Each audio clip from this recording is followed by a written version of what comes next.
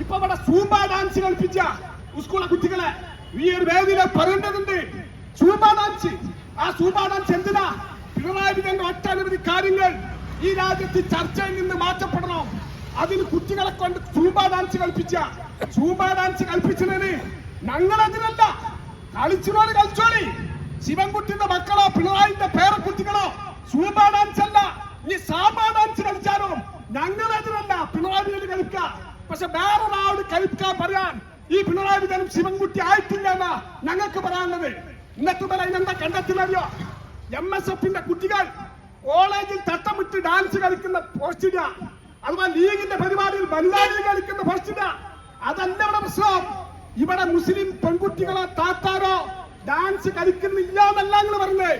ചെറിയ പൈതങ്ങളെ, ചെറിയ കുട്ടികളെ ചെറുപ്പം മുതൽ ആണും പെണ്ണും വ്യത്യാസമില്ലാതെ ഡാൻസ് കളിപ്പിച്ച് വളർത്തുന്നതിന്റെ ഉദ്ദേശം ഞങ്ങൾ മനസ്സിലാക്കിയെടുത്തോളം ഇവിടെ കമ്മ്യൂണിസം വളർത്തുക എന്നുള്ള അജണ്ട മാത്രം. അതിന്റെ പിന്നില് എല്ലാ ഡാൻസ് പഠിപ്പിക്കാനല്ല. അങ്ങനെ ഡാൻസ് പഠിച്ചിട്ടാണ് ഇവിടെ മയക്കുമരുന്ന് ഇല്ലാതാക്കുന്നതെങ്കിൽ ആദ്യം SFIക്കാരെ കൂട്ടത്തോടെ ഒരു ഗ്രൗണ്ടിൽ കൊണ്ടുപോയിട്ട് നിങ്ങൾ ഈ സൂംബ ഡാൻസ് കളിപ്പിക്കാനാ ഞങ്ങൾക്ക് ഇവിടെ പറയാനുള്ളത്. ഇന്ന് അവരുടെ പകുതി മയക്കുമരുന്ന് ഇല്ലാതാവും. നിങ്ങൾ ചിന്തിച്ചു നോക്കി, വെറുതെ പറയില്ല. ഇങ്ങനെ സൂംബ ഡാൻസ് കളിക്കുക. ഇന്നലെ ആ സൂംബ ഡാൻസിനെതിരെ ഇന്നലെ ഒരു മുജാഹിദ് പണ്ഡിതൻ, ഒരു അസറഫ് എന്ന് പറയുന്ന ഒരു അധ്യാപകൻ ഒരു പോസ്റ്റ് ഇട്ട്. എന്താണ് ആ പോസ്റ്റിന്? ഞാൻ എന്റെ മകനും ഈ സൂംബ ഡാൻസ് കളിക്കാൻ തയ്യാറല്ല, സൂംബ ഡാൻസിനെതിരാണ് അയാൾ പോസ്റ്റ് ഇട്ട്. അയാളെ സസ്പെൻഡ് ചെയ്യാൻ തീരുമാനിക്കുക. നിങ്ങൾ ചിന്തിച്ചു നോക്കി, ഒരു അധ്യാപകനെ ആവിഷ്കാര സ്വാതന്ത്ര്യം നരേന്ദ്രമോദി എങ്ങനെയാണോ ഇല്ലാതാക്കുന്നത് അതേപോലെ തന്നെയാണ് ഈ പിണറായി വിജയൻ ഇല്ലാതാക്കുന്നത്. ഒരു സൂംബ ഡാൻസിനെതിരുള്ള ഒരാളെ സസ്പെൻഡ് ചെയ്യാൻ തീരുമാനിക്കുക. നിങ്ങൾ ചിന്തിച്ചു നോക്കി, ഇത് ബലക്ക് വേണ്ടി കളിച്ചോട്ടെ. ഇപ്പൊ സെക്രട്ടേറിയറ്റിന്റെ മുന്നിലേക്ക് പിണറായി വിജയൻ ഒരു സാരി ഇട്ട് വരിക, പിണറായി വിജയൻ ചുരിദാറിട്ട് വരിക, പിണറായി വിജയനും ശിവൻകുട്ടിയും അതുപോലെ ശശീന്ദ്രനും ഒക്കെപ്പാടെ സാരി ചുരിദാറിട്ട് വരുന്നത് ഞങ്ങളതിനല്ല. പക്ഷെ കുഞ്ഞാലിക്കുട്ടി സാഹിബും VD സതീശനും സാരി ചുരിദാറിടണമെന്ന് പറഞ്ഞാൽ ഞങ്ങൾ എതിരാ. അത് ഞങ്ങളെ ഇഷ്ട. സൂംബ ഡാൻസ് കളിപ്പിക്കുന്നവരെ കളിച്ചോളി. നിർബന്ധിച്ച് കളിപ്പിക്കാൻ ഞങ്ങൾ അനുവദിക്കൂല. ജീവൻ കൊടുത്ത് അതിനെ എതിർക്കുക. ഒരു സംശയം കരുതണ്ട. കളിച്ചുമാറി കളിച്ചോട്ടെ, കളിക്കാത്തവരെ കളിപ്പിക്കരുത്. നിങ്ങൾ ജെൻഡർ ന്യൂട്രാലിറ്റി എന്തിനാ നടപ്പിലാക്കാൻ നോക്കിയാൽ ആണും പെണ്ണും പെൺകുട്ടികളും ഒരുമിച്ച് ഒരു വെച്ചിലിരിക്കണം. നിങ്ങൾ പറഞ്ഞില്ലേ പെൺകുട്ടികളെ ആൺകുട്ടികളെ പോലെ പാന്റ് ഷർട്ട് ഇടണം. എന്തുകൊണ്ട് ഈ പെൺകുട്ടികളെ ആൺകുട്ടികളെ ചുരിദാർ ഇടണം നിങ്ങൾ പറഞ്ഞില്ല? ആൺകുട്ടികൾ പെൺകുട്ടികളുടെ ഡ്രസ് ഇടണം പറഞ്ഞില്ല? അത് ജെൻഡർ ന്യൂട്രാലിറ്റി അല്ലേ? അനുവദിക്കൂല, കഴിയൂല. പെൺകുട്ടികളെ ഈ രൂപത്തിലേക്ക് കൊണ്ടുവരിക. ഇതിന്റെ അജണ്ട എന്താ? കമ്മ്യൂണിസത്തിന്റെ അജണ്ട എന്ന് പറഞ്ഞാൽ ഈ രാജ്യത്ത് മതമില്ലാത്ത ഒരു തലമുറയെ വളർത്താൻ ഇങ്ങനെ ഇവർക്ക് കഴിയുള്ളൂ. ഇവരിവിടെ എന്താ? ഇവരിവിടെ ചുംബന സമരത്തെ പ്രോത്സാഹിപ്പിച്ചില്ലേ? ചുംബന സമരം ഇവിടെ നടപ്പിലാക്കാൻ നോക്കിയില്ലേ? ആരാ ചുംബന സമരത്തിന് സപ്പോർട്ട് ചെയ്യാ? DYFI SFI അല്ലാതെ. അങ്ങനെ ഓരോരോ കാര്യത്തിൽ പരിശോധിച്ച് നോക്കി. കേരളത്തിലെ സ്ഥിതി എന്താ? കേരളത്തില് നിങ്ങൾ കണ്ടില്ല, 2 ദിവസം മുമ്പ് തിരുവനന്തപുരം മെഡിക്കൽ കോളേജിലെ ഹാരിസ് പറയുന്ന ഒരു ഡോക്ടർ കേരളത്തിന്റെ ജനങ്ങളോട് വെളിപ്പെടുത്തിയത് എന്താ? തിരുവനന്തപുരം മെഡിക്കൽ കോളേജിൽ ഓപ്പറേഷൻ തിയേറ്ററിൽ ഉപകരണങ്ങളില്ല. പാവപ്പെട്ട ആളുകൾ ഓപ്പറേഷൻ ചെയ്യാൻ ഉപകരണങ്ങളില്ല. പുറത്തുനിന്ന് രോഗികളോട് വാങ്ങണം. അദ്ദേഹം ഓപ്പറേഷൻ ചെയ്യാൻ ഡേറ്റ് കൊടുത്ത കുട്ടി അദ്ദേഹത്തിന്റെ മകന്റെ പ്രായമുള്ള കുട്ടിയാ. ആ കുട്ടിന്റെ ഓപ്പറേഷൻ മാറ്റിവെച്ചപ്പോ അദ്ദേഹത്തിന് വേദനിച്ച്, മനസ്സ് വേദനിച്ച്. കാരണം അദ്ദേഹം ഒരു കൈക്കൂലി വാങ്ങാത്ത ഒരു പാവപ്പെട്ട നല്ലൊരു ഡോക്ടറാ.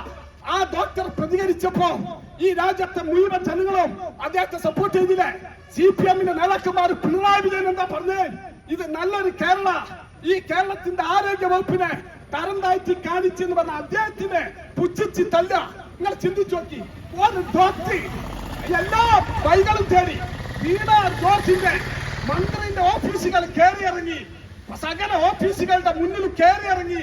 ഇവിടെ ഓപ്പറേഷത്തിന് ഉപകരണങ്ങളില്ല എന്ന് പറഞ്ഞപ്പോ അതിനെ പുച്ഛിച്ച് തല്ലപ്പോ ആ പാവപ്പെട്ട ഡോക്ടർ, സാധാരണക്കാരന്റെ റത്താനായിട്ടുള്ള ഡോക്ടറെ ഈ പൊതുജനത്തിനോട് പറയുമ്പോ അയാളെ പുച്ഛിച്ച് തല്ല പിണറായി വിജയൻ.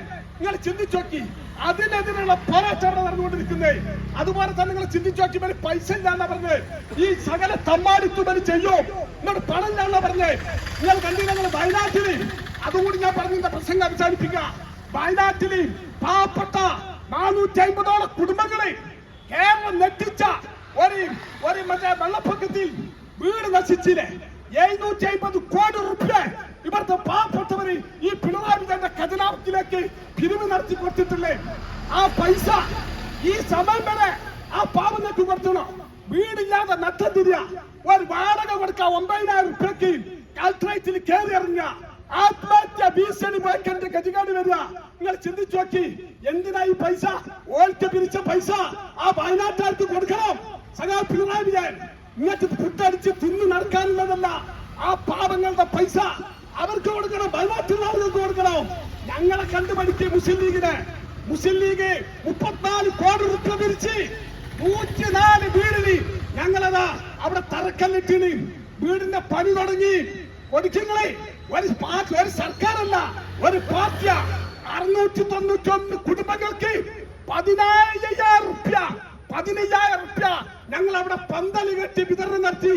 വയനാട്ടില് ഒരു പാർട്ടിയ, ഒരു സർക്കാരല്ല.